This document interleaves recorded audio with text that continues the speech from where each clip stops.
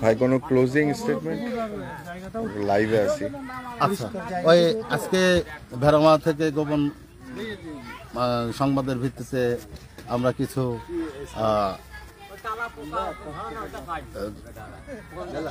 কচ্ছপের বাচ্চা, ছোট বাচ্চা, একটা মানে এদেরকে নিরাপদ স্থানে আজকে অবমুক্ত করলাম বন বিভাগ সহ সকলে।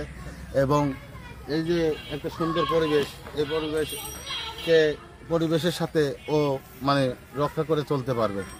তো এই জন্য যে আমাদের সবাইকে প্রকৃতি বাঁচানোর জন্য এগিয়ে আসতে হবে, প্রকৃতিকে বাঁচাতে হবে।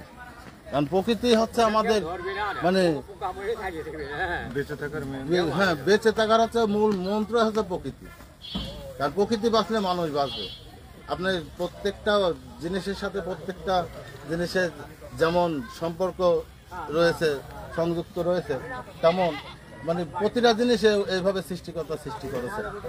আমাদেরকে সবাই এগিয়ে আসতে হবে প্রকৃতি বাঁচানোর জন্য। ধন্যবাদ।